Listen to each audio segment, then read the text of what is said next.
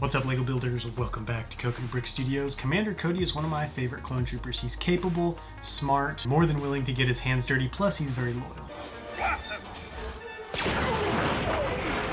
Well, depending on how you look at that. So today, in honor of him and his killer legion, I'm building 3 2/12 Mocs in 3 days. And to make this a nearly impossible challenge for myself, I'm doing nothing on Naboo. What have I done? So if you're ready for some decent Mocs and maybe decent memes, don't forget to execute Order 66 on that like button, and let's get building. Of the 3 Mocs, this idea is the one that I'm the most uncertain about, so I'm going to start here. I decided to go freeform since I've been using a lot of base plates recently, and I like building the base of my Mocs sometimes as it makes the whole thing look better and gives me more freedom with the shape of the base. After building the rough outline with plate, I used a bunch of headlight bricks, plate, and slopes to smooth out the sides and create some kind of cohesive looking frame. This is a trial and error process for me as there isn't really a solid blueprint to follow. I just put bricks together, pull them up, and adjust until I'm happy with the result. I haven't done this in a long time, so I'm a little rusty. But I've been thinking about doing a tutorial on how to build freeform base plates. Drop a comment below if you'd be interested in that. After the sides are done, I can plate off the top. And I know it's a lot of green, which may be making some of you nervous. Has he really lost the challenge of no Naboo already? If you're not, this is the very different planet of Alderaan. I'm gonna build a large hill, but first in goes a separatist bunker. I'm doing this now so I can build the hill up around it, mostly covering it and allowing me to get away with using next to no light bluish gray parts since most of mine are a little occupied right now. The front of the bunker will be exposed, so I'm going to tile it off, and man, it was tough resisting the urge to pull out some Gungans and ambush this bunker. I don't need it. I don't need it. I don't need it. Now I can build a very Minecrafty hill out of some 2x4, which I'll cover up later. Ever since I started covering up my hills in dense foliage, I've gotten super lazy when building them. Why put all that effort into making the slopes look realistic and adding lots of plates so there aren't large gaps when it's just going to get covered up anyways? The base of the build is done, and for being a real hasty project, I'm really pleased with how it's looking. Now to add that drip. I was watching 1x1 Brick's Mock series, and in the last episode he built this awesome satellite tower, which made me want to try one of my own. I'm using this old bowl piece, which, fun fact, came in one of the first LEGO sets I remember getting, which was probably before a lot of you were even born. It's been 84 years. I smoothed out the inside and added some cheese slopes and jumper plates to the sides with clips on them to act as anchor points for the antenna. Using these rods, I built 4 supports which connect to the bowl, and then when connected together via a headlight brick will hold the antenna in place in a really cool way, which you'll see in just a second. I love building real technical detail-oriented builds like this and would love to try something at a much larger scale. Maybe even these? Once it's done, I attach the completed satellite dish to the tower above the bunker. In the last challenge, I tried using these large ball joints as tree trunks, and it worked pretty good, but they are a bit bulky, so I'm trying these thinner ones to see if they work better. But that time I made the mistake of putting the trees in the Mock before the foliage, and my fingers couldn't break through that dense tree canopy to add the plants, so it's back to the hill and ground to add the plant life. I don't want this to look like the grass plains of Naboo, so I'm adding other stuff besides grass, as well as some bright green plants and red flowers to make it look more like a diverse forest or jungle. And now in go the trees. If you think the trunks look a little too bumpy and weird, I've got some even weirder looking ones outside my house. In go the figs. I have a squad of 2/12 in hiding as this guy clings to the grass, trying not to fall into the lack of terrain behind him. On the quiet planet of Alderaan, the Republic is surprised to learn that a secret separatist communications outpost has been built in the middle of nowhere, perhaps with the intent of gathering recon for a potential separatist assault of the planet. Wanting to sneakily infiltrate the bunker and see what the Sept are up to, the 2/12 has been tasked with infiltrating and disabling the base without destroying it in the hopes of using it to feed false information back to the separatist generals. I don't have much to say about this Mock except that satellite is dope. I've never done anything that detailed or big, and it's opened up a new type of build I want to incorporate into my Mocks more often. Also, I don't know that the 2/12 and their bright orange armor were the best squad for this job. Something wrong here. You can't do a 2/12 challenge without building Utapau. In fact, it was during my large-scale Utapau building series a few years ago that I really fell in love with this legion. In fact, they were my favorite legion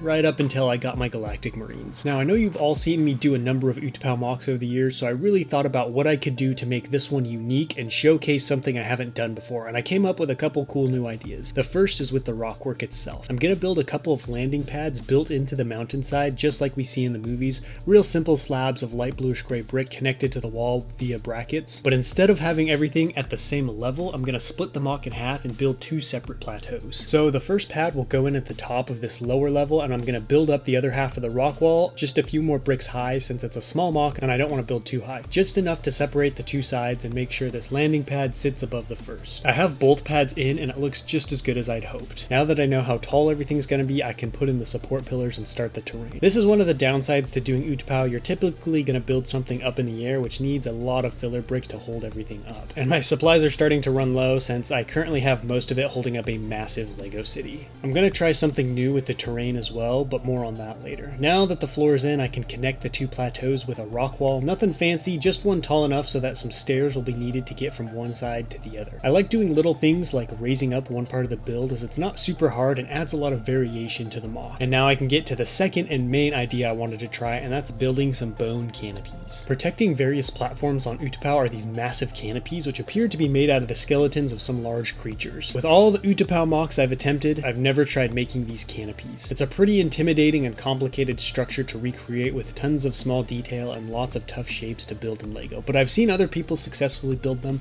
so it's about time I failed my way through one of my own. I'm not going to try and recreate the exact shape and style, I just want to build a canopy that doesn't suck and can connect to the platforms. I saw people using mixel joints to create bendable support pillars that connect to a canopy above the platform.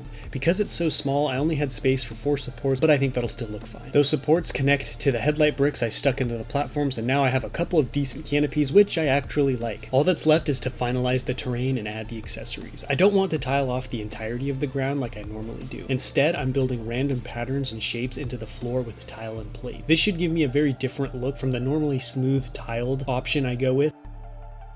I have this giant turbine thing to add some density and structure to the background, and now it's time for the much needed crates and canisters, and because we're next to landing pad, I made sure to include lots of fuel. At last I can add the minifigs, clones of course on the landing pads, with squads of droids closing in on them. Having been deployed via gunships, this squad of 2 12th troopers has been separated and pinned down on 2 separate landing pads. Unable to break through the droid forces, they've barricaded up and are desperately holding out until reinforcements arrive, which have come just in the nick of time in the form of General Kenobi and more clones. Hello there. With his added strength, the clone should be able to push forward, secure the pads and surrounding area, enabling gunships to fly in and drop off more clones and supplies for the battle. For being just another Utapau Moc, I'm really happy with this one. It's definitely the best small Utapau build I've done to date. Taking the time to add the plateaus and canopies really paid off, and I'd like to tackle these again sometime, but build something bigger and more accurate. On the second plateau, I have a clone taking shelter behind what's left of General Kenobi's starfighter, which unfortunately has taken a beating.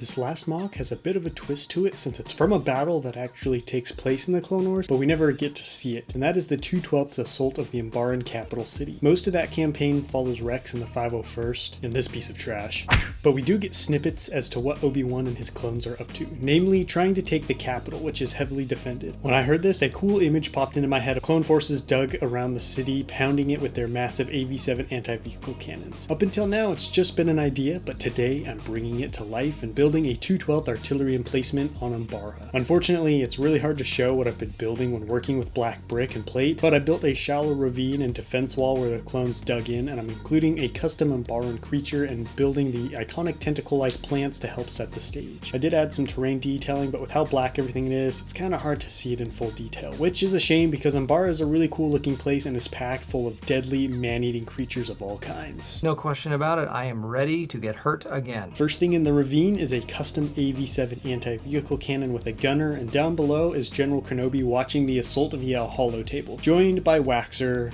who we unfortunately know was on Umbara because of this tragic scene. And we all know how sneaky the Umbarans are, so I have a group hidden here watching the base, waiting to strike. Relentlessly hammering the city, Obi-Wan and his legion are beset both from the air and the ground as Umbaran craft keeps swooping in from a nearby airbase, and multiple Republic emplacements have already been destroyed by Umbaran ambushes. And let's not even start on the local fauna. For an Umbara Moc, this looks pretty good. It was nice to not build the classic 501st ambush scene, and I always relish a chance to use my AV-7s. This group of Umbarans is waiting for just the right moment to ambush, which might be now, since to the right of the base an unfortunate patrol has run into a deadly Vixis and have their hands full. Since it's a classic Clone Wars Moc, here's a little Easter egg of the horrible clone haircuts we see in the show.